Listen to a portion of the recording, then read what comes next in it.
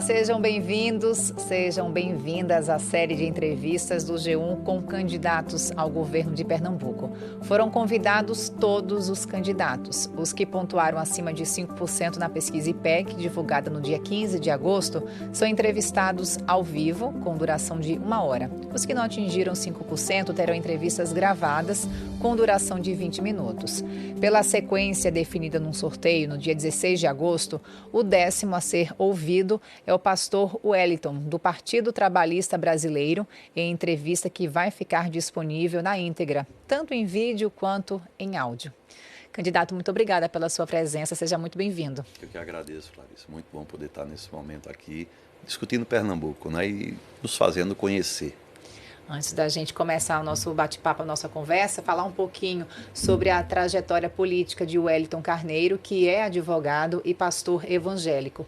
Foi secretário de Finanças de Correntes, na gestão do pai dele, Oscar Carneiro, entre 1993 e 1996. Em 2020, o pastor Wellington concorreu ao cargo de vice-prefeito do Recife, na chapa de Coronel Feitosa. Da redação do G1, eu sou Clarissa Góes e o entrevistado de hoje é pastor Wellington, do PTB. Lembrando que a nossa conversa tem duração de 20 minutos, contando a partir de agora.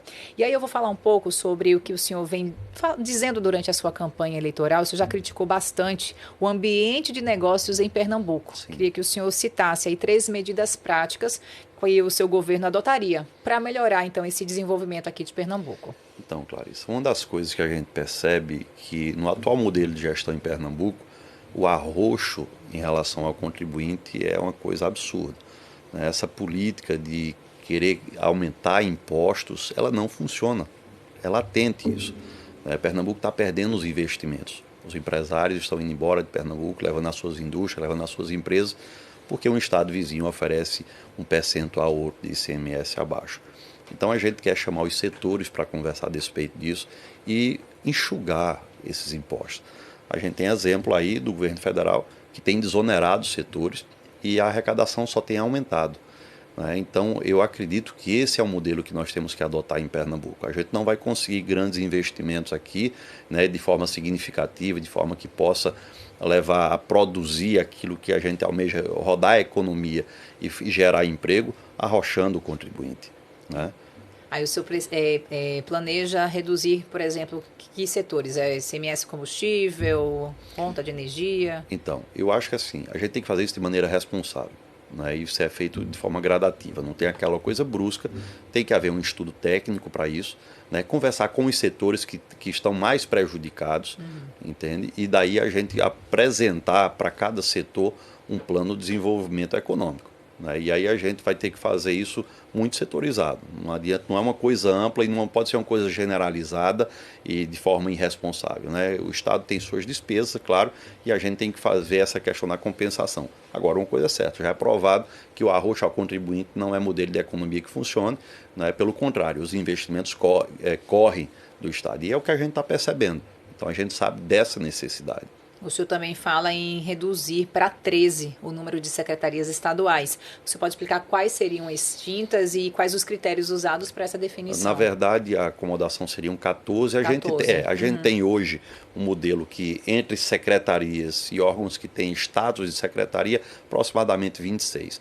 Veja, é muito fácil falar em investimento, é muito fácil vir com as promessas agora, dizendo vou fazer e fazer acontecer.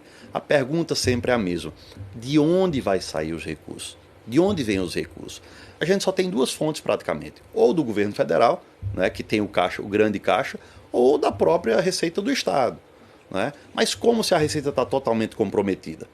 A Receita do Estado está comprometida com 50% de folha de pagamento, além daquilo que está sendo gasto, e muitas vezes mal gasto, como está acontecendo hoje, com as contratadas, que a gente não sabe que tanta demanda de pessoal é essa.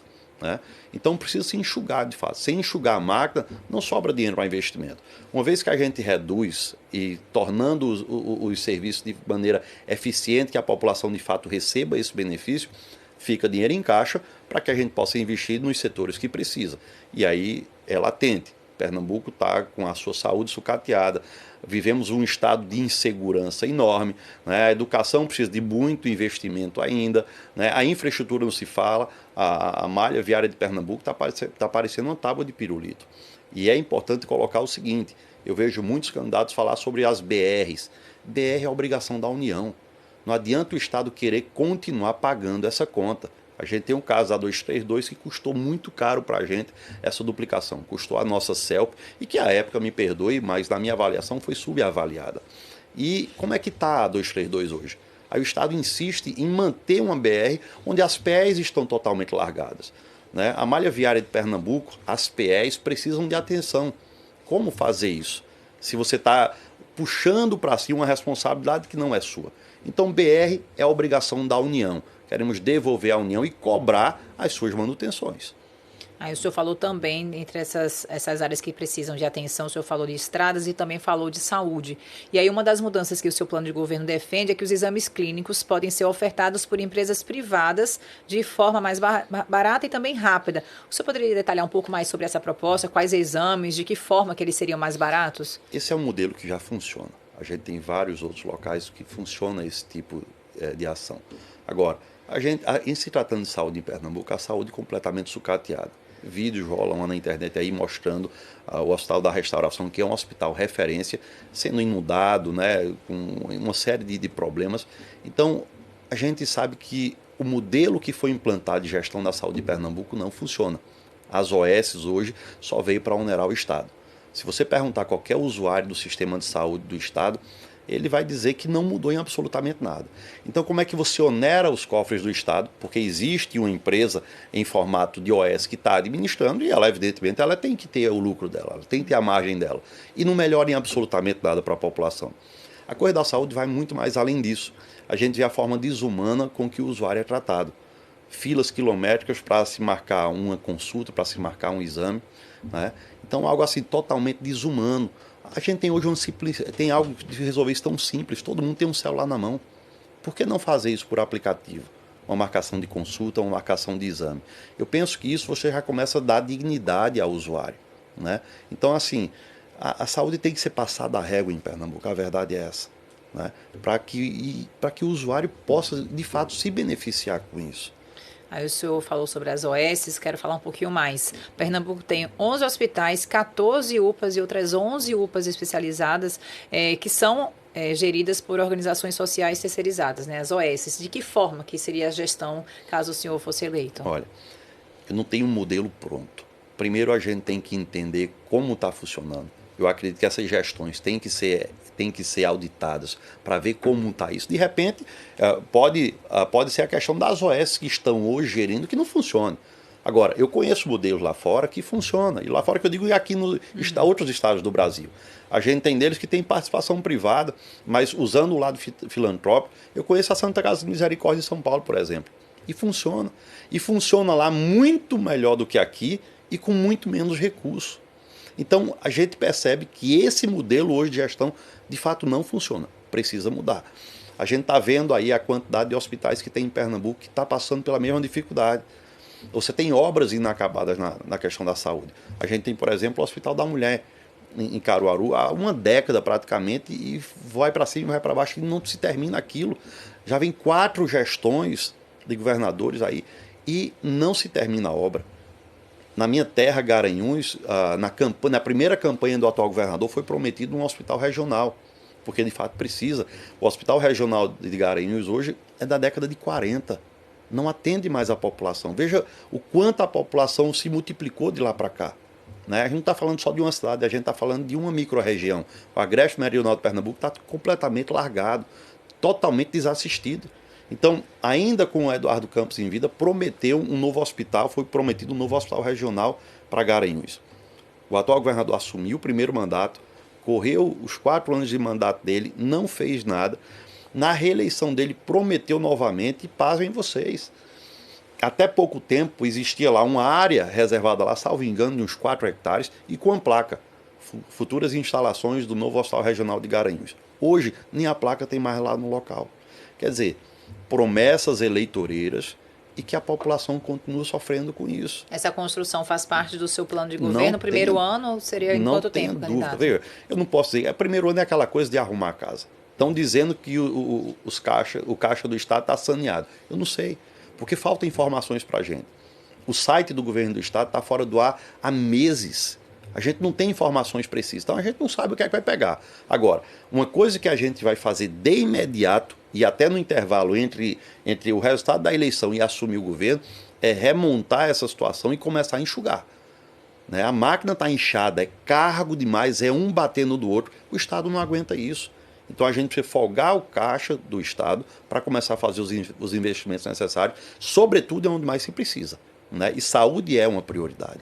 Vou aproveitar que a gente está falando de saúde e trazer uma pergunta. O pessoal de casa participando e mandando pergunta pelo G1 Pernambuco. O Wellington Luiz, ele é do Recife e ele quer saber, no seu plano de governo, qual é o projeto ou programa voltado para as pessoas com espectro autista?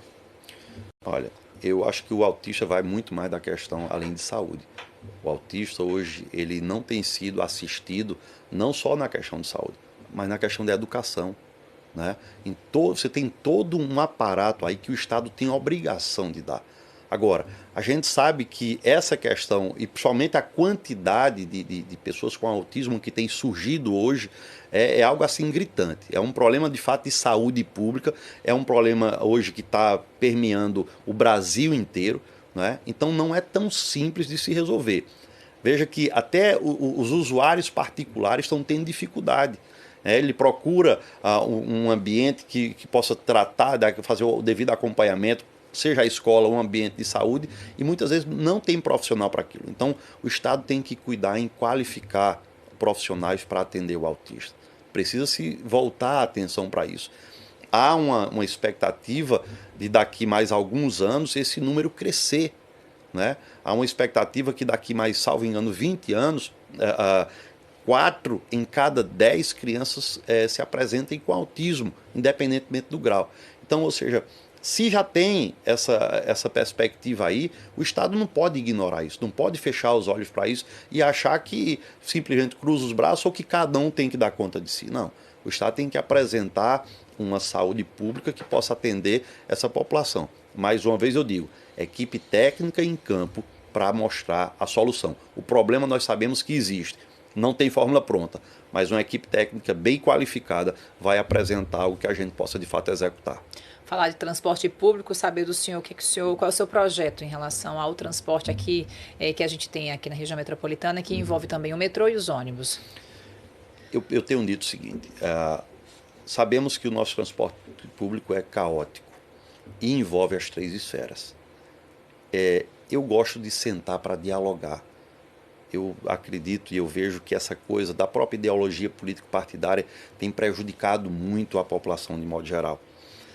Essa falta de conversa, essa falta de diálogo entre as esferas do governo de modo geral, no final das contas, sempre quem paga o pato, quem paga a conta é a população. E no transporte está sendo dessa maneira. Ora, metrô é federal, é responsabilidade do governo federal. Quando se passa entre os transportes, entre municípios, é obrigação do Estado. E o município tem a sua obrigação no transporte municipal. Na região metropolitana a gente tem a questão do consórcio. Isso é um problema antigo. Agora, o que o governo do Estado não pode é continuar se eximindo da sua responsabilidade. Eu quero me colocar nessa hora como um mediador, como alguém que não vai fugir da responsabilidade do Estado, mas que vai chamar os municípios envolvidos com a questão, vai chamar a representação do governo federal e dizer o seguinte: a população está sendo prejudicada. Precisamos apresentar solução, tirar essas coisas, os projetos todos do papel e executar de maneira que a população possa ser beneficiada. Então, mais uma vez eu digo, seria aquela coisa que talvez muito mais fácil chegar agora e dizer assim, não, isso não é problema do Estado, isso é problema das prefeituras e o metrô, o problema da União. Não, o Estado precisa estar envolvido nessas questões que afeta o cidadão de modo geral. Então eu me coloco como aquele que vai ser mediador, que vai chamar o governo federal para conversar, que vai chamar todos os prefeitos envolvidos para essa questão e nós precisamos juntos apresentarmos aqui cada um a sua equipe técnica para buscar uma solução para que o usuário deixe de sofrer tanto. O metrô é um absurdo, é uma superlotação, os trens mal conservados, então precisa ser resolvido. A gente tem que acabar com esse negócio de um ficar jogando a responsabilidade para outro. O que a gente mais vê hoje é candidatos ao governo do Estado dizendo que toda a culpa é do governo federal, dizendo que toda a culpa é de A ou de B. Não, isso tem que se acabar. Se todos, assumindo o seu papel, tiver como objetivo que a população precisa do benefício, eu acredito que na soma das forças a gente vai conseguir, de fato, produzir algo que possa atender a população. Trazer para esse debate também que a gente está tendo, um ponto que o senhor defende no seu plano de governo, que é a defesa da propriedade privada da terra. Hoje, um terço das 59 áreas em conflito agrário aqui no estado estão na área ali do Porto de Suape, como um dos envolvidos, né? Se eleito, como é que o senhor lidaria com essa questão que envolve o Porto de Suape? Seria mais fácil até dizer, naquilo que envolve questão de terra, seria mais fácil dizer assim, não, essa questão aí envolve muito mais o governo federal. Mais uma vez eu digo, o Estado precisa fazer o seu papel. O Estado não pode se eximir dessas horas. Agora, a primeira coisa que a gente tem que fazer é acabar com esse ativismo todo. A gente não pode admitir, existe muito mais um ativismo do que uma necessidade. Eu conheço regiões, Clarice, aqui dentro do Estado, em que governos anteriores fez a reforma agrária, né, e que disponibilizou a terra, disponibilizou valores para as famílias montarem as suas estruturas lá, e hoje virou capoeira. O mato tomou conta. Nunca foi, de fato, implantado um assentamento ali. E aí, por que você só quer as regiões onde as terras são mais caras? Qual é a intenção de fato? A intenção é a falta de terra ou querer se beneficiar de outra maneira? Isso tem que ser moralizado, isso não pode ser com esse modelo. Eu conheço várias situações em todo o estado que isso aconteceu. A terra foi desapropriada, a União pagou, fez ali todo o cadastro das famílias, né? Liberou recursos para que fossem implantados ali e simplesmente nunca houve nada. Nada. As terras que eram a princípio produtivas se tornaram terras improdutivas hoje e o assentamento nunca foi implantado. Então, mais uma vez, eu acredito que nessa hora, envolve uma área urbana, envolve terras da União, envolve, seja lá da maneira que for. Eu penso que também é se aliar todas as esferas e buscar uma solução. Se de fato, aquelas pessoas que entraram ali, elas querem produzir, elas querem trabalhar, elas querem terra para o seu autossustento, eu acho que tem que ser assistido. E aí a gente se coloca mais uma vez como um mediador da situação, vai chamar todas as esferas dos poderes e vamos procurar uma solução. Agora também, se é só um ativismo político-partidário, aí tem que ser coibido de outra maneira. Ô, candidato, em 2018 o senhor entrou com um mandado de segurança para suspender uma apresentação teatral de uma peça na qual Jesus era retratado como transexual. Qual é a proposta do senhor para a população LGBTQIA+. Olha, eu penso que todo cidadão, independente da opção dele sexual, ele tem que ser bem tratado. O que a gente não pode é ficar alinhado ou estar simplesmente à mercê de um ativismo, né? Veja, você não adianta, se você tem uma forma de ver a vida, ou se você professa uma ou outra fé, você não pode ser agressivo com a fé alheia. Você não pode simplesmente, pela sua vontade unilateral, agredir a fé do outro. Eu sou cristão, mas eu respeito toda e qualquer religião. Eu respeito toda e qualquer a manifestação de fé. O que você não pode é ter esse tipo de atitude, né? Então, assim, nós cristãos, nós nos sentimos afetados, nos sentimos agredidos ali, né? Aquilo que para nós é sagrado sendo vilipendiado publicamente por A, B ou C. Então, assim, eu não tenho dificuldade nenhuma em sentar e conversar com ninguém, mesmo com o público do movimento LGBT. Eu não tenho dificuldade. Eu tenho colegas, eu estudei com homossexual, eu já tive no meu escritório de advocacia homossexual trabalhando, desempenhando o papel profissional dele. Eu não tenho dificuldade nenhuma. Agora, o que você não pode ter é um número mínimo da população, um percentual mínimo, querendo se sobrepor sobre a grande maioria e querendo impor goela abaixo um comportamento que muitas vezes que nos desonra. E principalmente quando no caso desse, que vilipendeia aquilo que para nós é sagrado. Então, assim, se vende com urbanidade, de forma educada, para a gente sentar e conversar, pode ter certeza que toda a população, todo cidadão que precise de uma interferência do Estado, que precise de uma ação do Estado, ele vai ser alcançado, independentemente da opção sexual dele. Trazer aqui do seu plano de governo também a educação, uma das suas propostas, que é realizar a parceria público-privada para ampliar o número de vagas na educação pública. Queria que o senhor explicasse como é que funcionariam essas PPPs. Então, a gente sabe que tem escolas hoje privadas que têm vagas sobrando, né? E o Estado muitas vezes não consegue ofertar uma quantidade de vagas suficiente em determinadas localidades. Então, por que não fazer essa parceria? A gente chama o empresário, né, ali do setor e conversa e vê a possibilidade de uma parceria desse tipo, porque ele precisa preencher. Para ele é uma vaga que está ali, né, que está sem ser preenchida, e o Estado do outro lado sem ofertar aquela vaga para o estudante. Então eu penso que isso é muito simples de fazer.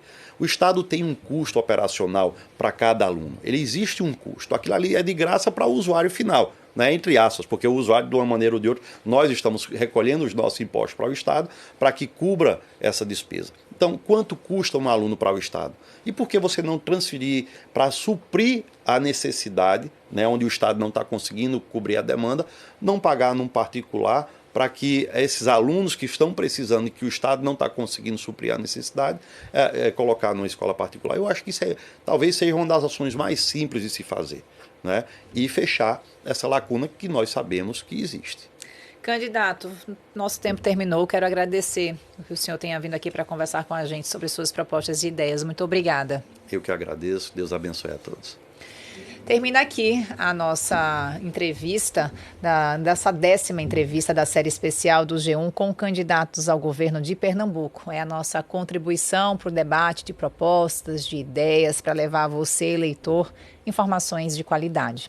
No sábado, 3 de setembro, eu recebo Cláudia Ribeiro, do PSTU. A íntegra da conversa com o pastor Wellington vai ficar disponível no G1 e na sua plataforma de áudio preferida. Por fim, os créditos da equipe que trabalhou nesta série de entrevistas. Na pesquisa e na produção, Arline Lins, Bruno Marinho, Kaique Batista, Caterine Coutinho, Paulo Veras, Pedro Alves, Priscila Aguiar e Ricardo Novelino. Os técnicos de sistemas são Emanuel Leite e Laura Oliveira. Na captação de áudio, Clauber Estrela. Os operadores de câmera são Anchieta Américo, Romero Estênio e Sérgio Lira. Os assistentes de estúdio são Careco Wave e Marcos Vasconcelos. A direção de imagens é de Júnior Romão. O videografismo é de Julieta Alencar. Os especialistas de sistemas são Sérgio Ricardo e Tomás Magalhães e o produtor de tecnologia, Hugo Marinho. A editora-chefe do G1 Pernambuco é Luísa Mendonça. Na direção de jornalismo da Globo Pernambuco, Jô Mazarolo. E eu sou Clarissa Góes e fico por aqui. Até a próxima.